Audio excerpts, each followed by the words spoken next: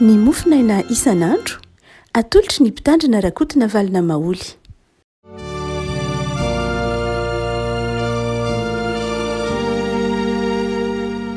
Falmiaraba tsika rehetra rehako malala tratry ity zoma faha-13 ny volana aprily ity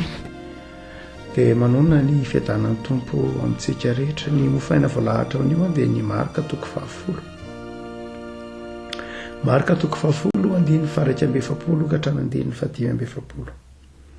Marika 20 andiny faraika amby efapolo ka hatrany andiny fadimy amby efapolo. Vakitsika aminaran'i Jesosy. Ary no nandray izany izy folahy dia tesitra no nataony Jaokoba sy Jaona izy. Fa Jesosy niantso azy hanatona azy ka nanao taminy hoe fantatrareo fa izay ken'ny jetilisa ho mpanapaka dia mampanompo azy ary ny lehibeny dia mive azy. Fa tsy mba toy izany aminareo fa na iza no teo lehibe eo aminareo dia ho mpanompo anareo izy, ary na iza no teo ambony eo aminareo dia ho mpanompon'izy rehetra. Fa ny zanak'olona tsy tonga mba ho tompoina fa mba hanompo ka hanolotra ny ainy ho avitra isolo ny maro. Ray masina manamasinana ny fahamarinana ny teninao ny fahamarinana. Amen. Ny fahatezeran'izy folahy tamin'ny Jakoba sy Jaona no voalahatra ho mofinaina ho antsika amin'ity zoma ity ry havako malala. Satria Jakoba sy Jaona zanak' Zebedio dia nanatona an'i Jesosy ka nanao fangatahana taminy. Fangatahana mahitsy taminy manao hoe Jesosy rehefa tonga ao amin'ny fanjakanao ianao dia aoka ny iray amin'ray miralahy eo amin'ny ankavinao ary ny anankiray eo amin'ny ankavananao. Dia tesitra ny folahy na anoloana ny fangatahan'izy ireo zany. Tsy fantatro izay mety ho zavatra mahatezitra indrindranao satria ny olona dia samy mba manana zavatra iveriny hoe tsy zaka olombelona azy. Ny maharavirary ny fiainana na ny fifandraisana dia ny fahafantaranao hoe sy ny fahafantaran'ny olona mpiarabelona aminao hoe ohatra n'inona ny zavatra tsy zakanao ary atraiza no farany ahazakanao an'izany. Teto dia tezitra izy folahy ny zavatra tsy zakany tamin'ny toetrany izy mirahalahy Jaona sy Jakoba zany eto. Hoe inona no zavatra mety ho tsy zakanao indrindra ataovy ao anatin'ny fianakaviana eto moa zany dia communauté ny resahan'ny marika izy folahy izy olombelo folahy niraka tamin'i Jesosy dia misy zavatra tandremana zany amin'ny fifandraisana. Ianao zao tsy fantatro mety ho tsy zakanao, mety miteny hoe niazo ny zavatra tsy zakako dia za andeha ingana, na niany zavatra tsy zakako dia asa tsy fantatro hoe za hiavina vonana, niany zavatra tsy zakako dia tsy fantatro za tsy niavina ny hevitro, niany zavatra tsy zakako dia asa tsy fantatro iza tezerana na tenen'ny mason'olona, niany zavatra tsy zakako dia za ivaivaina, tsy fantatro. Samy mety ho manana ny tsy zakany daholo ny olona rehetra. Ary na dia izay iverina ho mpanompon'Andriamanitra aza dia mba manana an'izany daholo satria ny olona dia mety maratra, mety misy zavatra mampalahelo azy. Eto dia folahy be zao nitezitra tamin'izy roa lahy. Inona no tsy zakan'izy folahy tamin'izy roa lahy? Inona nefa ny fahadsoan'izy roa lahy? Izy roa lahy dia nangataka tsotra fotsiny zao manao hoe Jesosy rehefa matonga ao amin'ny fanjakanao ianao dia aleo zay ny eokavy Jaona ny eokavy dia Jakoba ny eokavanana na mifamadika amin'izay fotsiny. Izay antony nahatonga azy roa lahy nangataka an'io dia tsy niresahan'ny marika fa fangatahana tsotra fotsiny zao, fangatahana nahatezitra azy folahy. Fa inona nahatezitra azy folahy ary inona nahatonga azy roa lahy ho mety ho nangataka an'izany? Izao no mba tianay. Raha toa ka jerena tsotra fotsiny zao amin'ny fiarahamonina misy atsika, amintsika izay volavolainy zon'olombelona sy ny fahafahan'ny olombelona miteny ankalalahana zay tiany, ny ataontsika hoe ny zofototry ny maha olombelona amin'izao iainantsika zao de ny hoe ny olona de afaka mitendry zay mba tiany lazaina ary ny olona de afaka mivavaka malalaka amin'izay tiany arahana dia raha jerena amin'ny zofototra de ny hoe ka inona kosa moa ary zany mba mety ho fahadisoan'izy roa lahy raha ohatra izy roa lahy ka mba niteny zay tiany lazaina mba nangataka zay tiany nangatahana zony ange zany zony engeny nangataka hoe za tovetsina za ery kinona moa fina tokony ahatezitra azy folo lahy zony engeny hoe za Jesosy hetsy rehefa tsy mety fotsiny de tsy mety fa inona nahatezitra azy folo lahy dia eto ary de tsy resaka zo loatra tsy resaka zo loatra eny tokoa zon'izy roa lahy raha jerena amin'ny fomba fisainantsika ny hoe zony mangataka zony miteny zony milaza zay heverina tianao mety zony milafy maneho hevitra sy ny sisa rehetra fa tsy resaka izay zo iainantsika kehitriny zay natezitra azy folo lafa zavatra hafa mihitsy raha ohatra ka jerena amin'izao zany de raha mitsika zao no mijerena hoe dia mba tezitezitra foana koa izy folo lahy fina tokony atezitra azy ina moko miteny fotsiny Jesosy hoe tsy mety any de zay fa ina tokony atezitra azy folo lahy de satria tsy resaka zo itsika teo fa resaka inona alina izy ny tena nahatezitra azy folo lahy satria toy ny nohamarininy Jesosy le fahatezerana izy folo lahy toy ny nataony Jesosy hoe maro toerana le fahatezerana satria tsy niteny ny fahatezerana izy folo lahy Jesosy hoe aza tezitra amin'izany nareo fa na nanameloka azy folo lahy tezitra fa nanginy Jesosy teo alohan'ny fahatezerana izy folo lahy ary teo somary toy ny nanometsiny indray aza azy roa lahy hoe tsy fantatrareo zay angatahanareo fa inona nahatonga lay fahatezerana tsotra rehefa kombana raha toka mamaky tsara lay ny fifandraisan'ny mpino Jesosy izy roa lahy dia nangataka nanao hoe tena naleo zay eo akavinao hoe eo akavananao raha jerena amin'ny lafiny ataontsika hoe ara-potomponoana lalina kokoa zany dia maro toerana ny fahatezerana izy folo lahy satria ny fanazavana nataon'i Jesosy dia manao hoe tsy anjarako ny mametraka ny olona eo akaviako sy ny olona eo akavanako amin'ny andro farany fa anjaran'izay olona anjaran'izay efa nomanina ho amin'izany tsy anany mean'izany fa an'izay namboarana an'izany roa ny dikan'izany voalohany dia zao anjaran'Andriamanitra zany ny mametraka ny olona tsirairay anjaran'Andriamanitra amin'izay olona nanamboarana izany ndika zany dia zao lay fangatahan'izy roa lahy zany dia fangatahana toy ny melolalana ny fanapahan-kevitr'Andriamanitra melolalana ny fanapahan-kevitr'Andriamanitra melolalana lay fahefan'Andriamanitra dia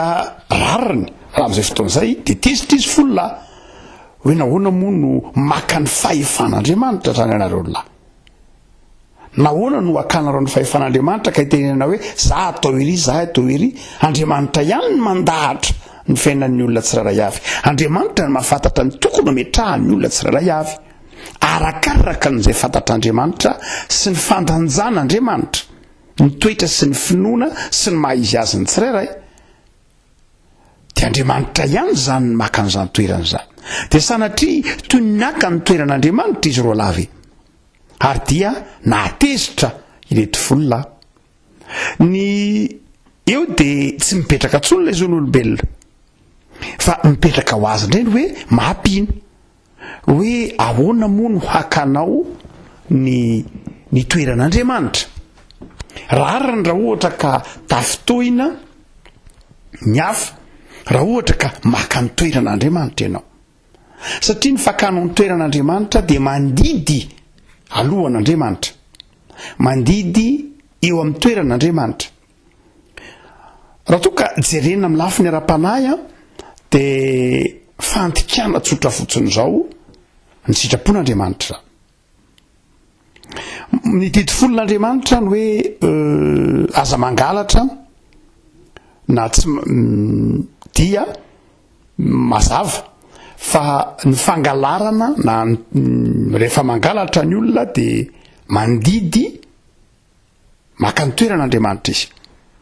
Ny olona mangalatra de tsy hoe maka ny namany ihany fa maka ny toeran'Andriamanitra. Aza tonono zany. Ny mpangalatra de maka ny toeran'Andriamanitra satria Andriamanitra mameny anjara ny olona tsirairay avy, manome fitahiana ho an'ny olona tsirairay avy. Hoe ity ny anjaranao, ity ny fitahianao, ity ny zavatra sahazanao, ity ny mety aminao. Dia ny mpangalatra kosa de maka izay anjara sy fitahiana omen'Andriamanitra izay. Tsy manaiky izay anjara omen'Andriamanitra azy. Noho zany ny mpangalatra de maka ny toeran'Andriamanitra. Tsy ny mpangalatra ihany fa ny mpialina koa. Rehefa mialina ny olona dia maka ny toeran'Andriamanitra izy hoe tsy izy ny tokony menan'iny, tsy sahazan'iny izy fa iza, de mialina izy de maka ny toeran'Andriamanitra. Zay maharatsy ny fialonana. Ny fitsarana de maka ny toeran'Andriamanitra. Hoe ianao mitsara olona hoe alina zao, inona koa zay na ohatr'izao, de maka ny toeran'Andriamanitra. Izay fakana ny toeran'Andriamanitra izay no nahatonga azy folona hoe fa nahoana ianareo no maka ny toeran'Andriamanitra. Tsy mety aminareo no maka ny toeran'Andriamanitra. Ary dia io mahasarotiny mihitsy ny fotom-pisainana ny testamenta taloha, fotom-pisainana jiosy dia io toeran'Andriamanitra io nanamelohana ny Jesosy fato amin'ny azy fijaliana. Dia no heverin'ireo jiosy fa naka ny toeran'Andriamanitra izy satria nampitovy ny tenany tamin'Andriamanitra ho zanak'Andriamanitra. Hoy tsika manao hoe fa adsoina ara-potomponona mihitsy any fiheverana izy folazy ro lahy reto manao hoe tena maka ny toeran'Andriamanitra nareo. Fa ny faharoa de izao koa nahatezitra azy. Tsy hoe maka ny toeran'Andriamanitra ihany, fa izao koa lay hoe ataovy eo amin'ny ankavianao, ataovy amin'ny ankavananao, dia avy hatrany dia maka toerana na mihevitra ny tena fo tsara mandrakariva alohan'ny olona rehetra. Jesosy zany manazava manao hoe zao noho izy tsy mbola fizarana toerana zao. Mbola itsika miresaka zao dia mbola tsy fotoana izao vanim-potoana iainantsika izao zany dia tsy mbola fotoana fitsarana fa mbola fotoana fiadiana ety amin'izao tontolo zao, mbola fotoana fijoroana vavolombelona zao. Iny fa na de rehefa lodimandry aza dia mbola tsy mandray ilay tena toerana zay ataontsika hoe no manina ho azy tanteraka. Io de marina azavaina tsara amin'ny soratra masina fa ny mpino rehefa maty, rehefa miala ity amin'izao tontolo zao zany, mahavita ny azakazany de miandry ny fiavin'ny tompo ao amin'ny fanjakan'Andriamanitra izany hoe fakitsika tsara ny asiny ny bokin'ny Apokalipsy toko 7, Apokalipsy toko 1, Apokalipsy toko 1:10 zay manazava ny hoe hitan'ny Jaona, hoy Jaona manao hoe hitako ireo voavonjy marobe ao amin'ny fanjakan'Andriamanitra. Marobe io moa misy an'le hoe 4,7 sy 4,7 fa ery ambany ery misy hoe PDB izy fa tsy 4,7 sy 4,7 ihany. Ny 4,7 sy 4,7 de milaza fotsiny ihany hoe 20 ampitombona 20 ampitombona arivona folo averin'iny telo milaza sarina isa ola be de hitako reo Jaona. De nimetra-panontaniana tamin'ny anjely azana tamin'ny olona tao amin'ny Apokalipsy zany tao fanjakan'Andriamanitra hoe ono izy le olona miakanjo fotsy be dia be reo. Dia olona namalin'ilay anjely azy na lay olona azy hoe tsy afa fa ireo angely olona roa le mpanompon'Andriamanitra. Reo lay miazakazaka tetỳ amin'izao tontolo zao, niady tsara ary miala sasatra kely izy aloha. Satria mbola be dia be any amin'izao tontolo zao any, mbola miady tsara. De reto kosa nefa nahavita ny azakazany dia nampiakanjona akanjo fotsy izy aloha ary navela hiala sasatra eo apotitry ny altara. Mandra-pahavita ny ady izay ataon'ireo namany mbola any amin'izao tontolo zao. Fa rehefa vita zay ady zay dia zay vao tena tonga ny fitsarana farany. Zay azo azavaina lay Apokalipsy. Zany hoe amin'ny boky ny apokalypsy ireo avantsika nodimandry efa nandao atsika de ny filazan'ny apokalypsy azy eo apotiky ny altary izy nomena navela iala sasatra hiteran'Andriamanitra akalaza n'Andriamanitra ao amin'Andriamanitra fa tsy mbola mitafy ilay tena na lay vatana ny any an-danitra izy tahaka ny vatany Kristy nitsangana tamin'ny maty tsy mbola mitafy an'iny izy akory fa mbola miato ao amin'ny fanjakan'Andriamanitra miala sasatra hoy ny lioka hoe eny atratrany Abrahama hoy tsika hoe paradisa tsy maninona fa izao mbola tsy mitafy ilay tena vatana lay corps céleste eo amin'ny teny frantsay izy fa mbola miandry ao amin'Andriamanitra hoy lioka hoe eny atratrany Abrahama tamin'izy tantaran'ny Lazarus ilay mpanan-karena hoy ny apokalypsy hoe efa eo apotiky ny altara manome voninahitra n'Andriamanitra de nomena akanjo fotsy izy aloha zany hoe mbola tsy tena mbi amin'ilay tena fahatanterahana fa hoy Paul manao hoe mbi amin'ilay tena fahatanterahanatsika rehefa miverina eny amin'ny raha ho any lanitra Jesosy Korintianina 1:20 rehefa miverina eny amin'ny raha ho any lanitra Jesosy zay le tena fitsarana de amin'izay fotoan'izay tena mitafy mihitsy ilay tena ny any an-danitra isika amin'izay fotoana izay ireo zay any an-danitra ka miala sasatra dia hitafy ilay tena vatana vaovao amin'izay tahaka ny vatan'ny Kristy nitsangana tamin'ny maty ilay tenenina hoe lay vatana zay miakatra any an-danitra tsy misy fusée fa de miakatra any fotsiny na koa trano mihidy de tafiditra izy io le teneniny Paul manao hoe vatana vaovao ity nofo ity mety loha ity tsy ity akory mandova ny fanjakan'Andriamanitra hoy Paul ity mety maty ity tsy ity mihitsy ny vatana any an-danitra fa ity vatantsika olombelona ity de vatana natao eto ambony tany ihany fa misy ny vatana natao iaina any an-danitra ka ny vatana natao any an-danitra de iainantsika any an-danitra de tsy mbola izao akory tsika no mitafy zany ary tsy mbola ao ariana ny fahafatesana koa fa rehefa miverina eny amin'ny raha ho any lanitra Jesosy vao tena mitafy zay vatana vaovao zay isika rehetra ary io tenen'ny epistilo any Hebreo toko fa araikabiny folo mamakana lay andiny momba ny finoana izy de miteny manao hoe ireo rehetra ireo na ry Abrahama io na ry Mosesy io na ry Noa io na ry Jakoby io ireo rehetra ireo de tsy mbola natao tanteraka zany hoe mbola tsy mitafy ilay tena vatany any an-danitra raha tsy efa tonga isika zany hoe lay fitafiana ilay tena ny any an-danitra lay vatana ny any an-danitra de amin'ny andro farany vao miaraka mitafy an'izay daholo tsika rehetra fa tsy hoe efa avy hatrany dia lasa aloha efa tonga de fa lasa aloha fa miaraka daholo zay le fitsarana farany zany hoe ny mpanompon'Andriamanitra rehefa maty de zao eny efa misy tokoa angany fitsarana satria izay mpanompon'Andriamanitra ka nahavita ny azakazany ka miaina ny fiainana mahafinaritra amin'ny finoana de zay kosa mamantana fiainana fialan-tsasatra ao amin'ny tompo fa mbola tsy mitafy le tena any an-danitra izy tsy mijaly izy tsy mangiry firy izy sambatra ao amin'ny tompo izy fa io le tenen'ny apokalypsy hoe nomena akanjo fotsy izy aloha izany ireo nahavita zakazaka dia tsy loha opasanao akory tsy loha opasanao mihitsy izy tsy mijaly tsy hoe eny amin'ny abakabaka izy fa ao amin'Andriamanitra izy saingy kosa tsy mbola mitafy ny tena ny any an-danitra izy fa ny fitafiana ny tena ny any an-danitra de rehefa miverina eny amin'ny raha ho any lanitra Jesosy de miaraka daholo isika rehetra na ireo zay efa nelo na ireo zay mbola velona hoy Paoly ka mahita ny fiverenan'ny tompo dia miara mitafy ny tena ny any an-danitra ny mpino na ny mpino efa nodimandry na ny mpino mahita ny fiverenan'ny tompo araka zany dia eto ary nety mpianatra rehetra izy reo lahy zany de nanao hoe aleo zahay rehefa tonga ao amin'ny fanjakanao ianao de hipetraka eo amin'ny akavianao ary hipetraka eo amin'ny akavananao Jakoba sy Jaona zany any amin'ny voninahitra ao zany hoe izy reo lahy rehetra zany dia avy hatrany dia namaritra ny toerana tokony isy azy tsy mbola hoy Jesosy manao hoe ka zao ange mbola ao an-tany fedintsika mety ho inareo lahy ny ao akavisy akavanako fa mety tsy ho nareo lahy fa mety ho rahasalama martiora mety ho rahasalama martiora fa mety tsy fantatro mety ho mpandraifana san'ny tompo anankiray ao anatin'ny efitsika ve sa mety ho mpandraifana san'ny tompo any amin'ny havana katolika ve sa mety ho iza mety ho ianao miaino ah io ve fa io dia arakaraka izay no manina zany hoe izao aloha ny fahatsara-piainantsika no iantoka ny maha eo akavisaka avanany tompo eny tokoa apôstôly nareo rahalahy Jakoba sy Jona fa iza milaza fa tsy Petera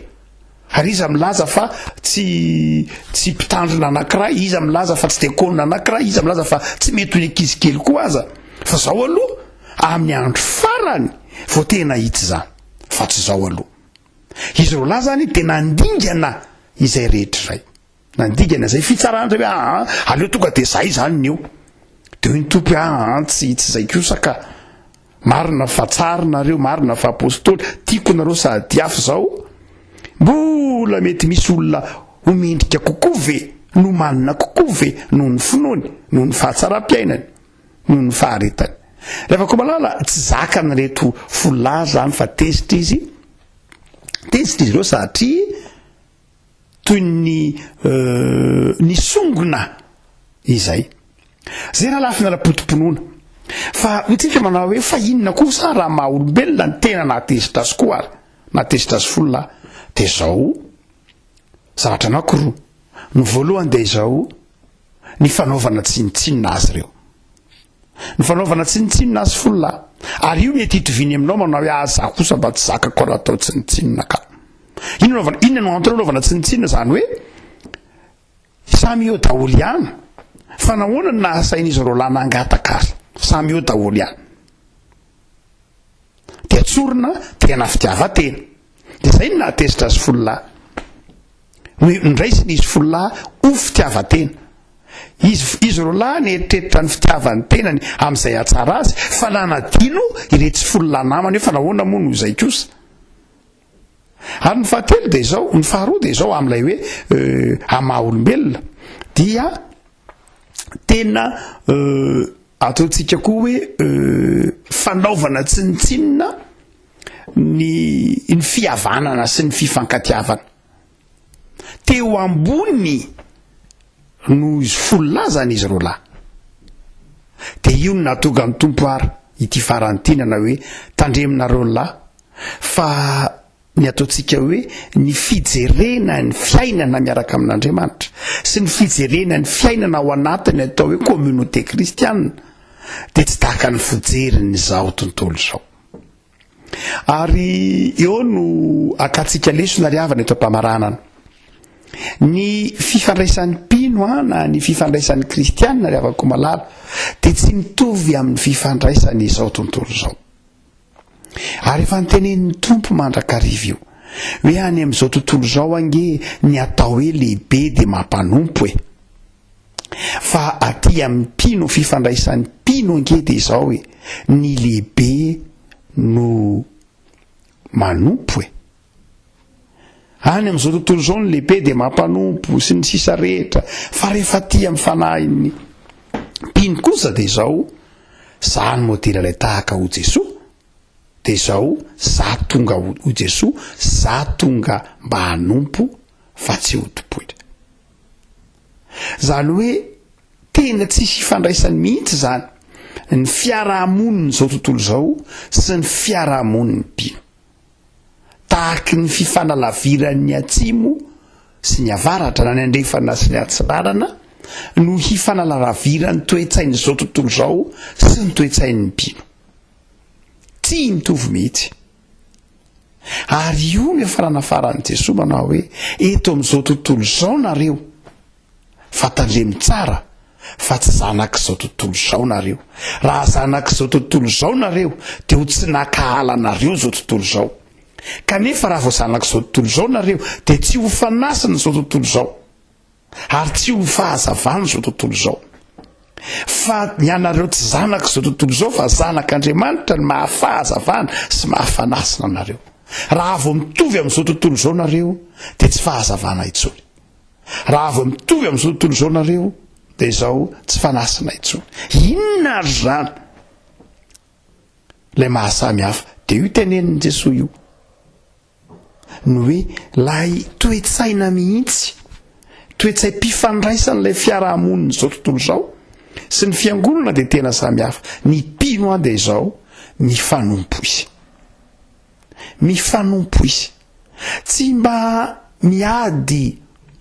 izay fitahina ny mena ny hafa izy, tsy mialina ny fitahina ho amin'ny hafa izy, tsy misongona izay hanjara ny men'Andriamanitra ho an'ny hafa izy, tsy mialina ny hafa izy, tsy manao erisetra ho an'ny hafa izy, tsy makankeriny izay ny manin'Andriamanitra ho an'ny hafa izy. Ary zay ry havako malala ny mahatonga hoe ny mpina ao anatin'ny fiarahamonina ange de zao hoe vahaolana izy. Raha ny mpino ny olana ao amin'ny fiarahamonina de tokony eritreritra izy. Zay ny nahatonga n'ilay mpanolontsaindrana valina ndray maka ny teny taminy manao hoe mpanjako tokony eritreritra ihany ianao, tokony eritreritra ihany ianao fa ny olona tsara indrindra ao aminao ange de ny kristianina no vonoinao. Ny olona tsara ao aminao de ny kristianina ao amin'ny fiarahamonina misy anao no enjeinao sy vonoinao. Afaka malala amin'izao toetrandro enantsika izao,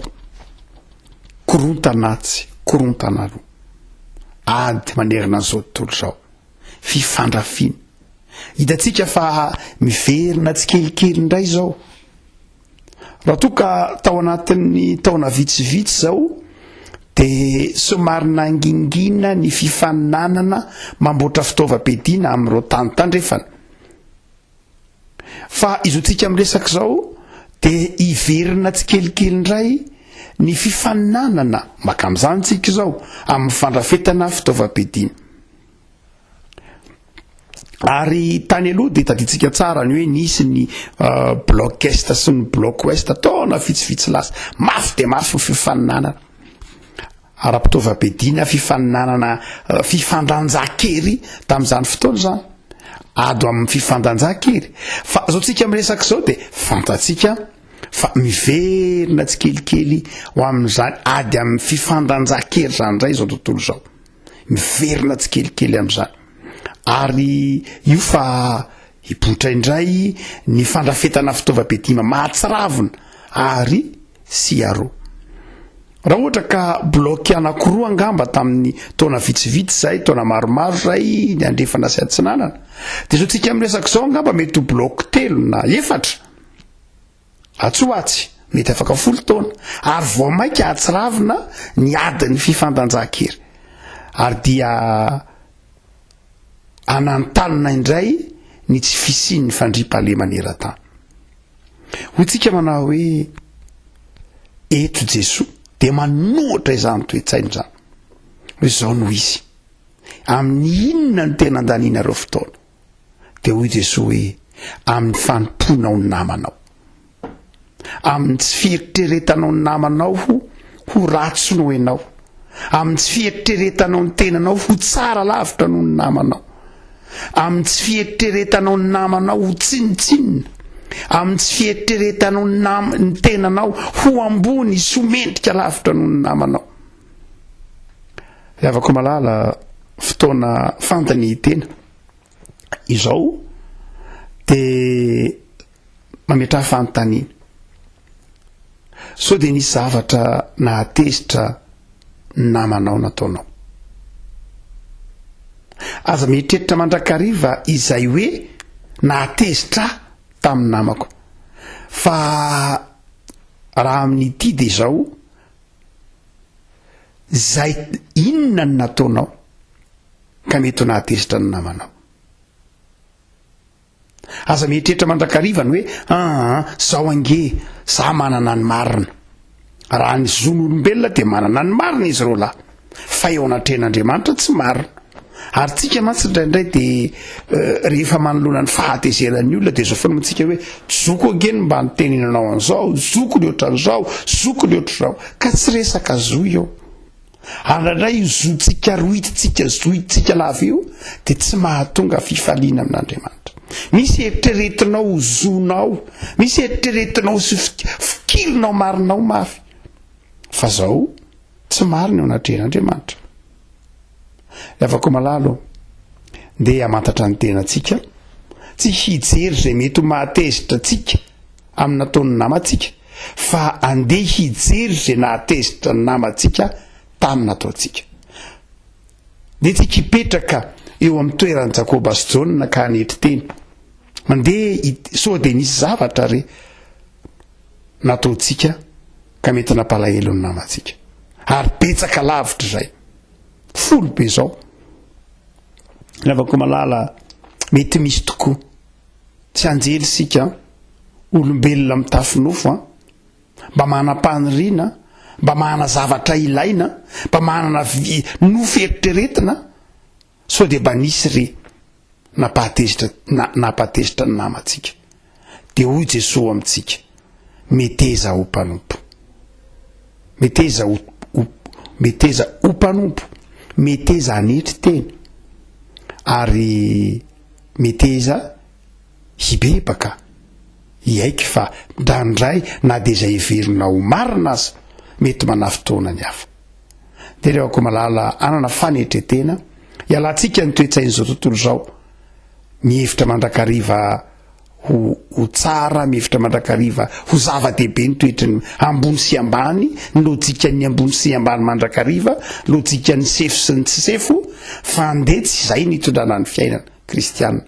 fa lojika ny mpanompo sy ny tompo de ianao mpanompo, lojika ny fitiavanamana, lojika ny olona ao amin'ny fiainana mandrakizay, lojika ny olona mantana fiainana mandrakizay. Ino zany lojika zany? Ny fitiavana, ny fanetretena, fametraha-panontaniana hoe raha nisy zavatra nampalahelo anao nataoko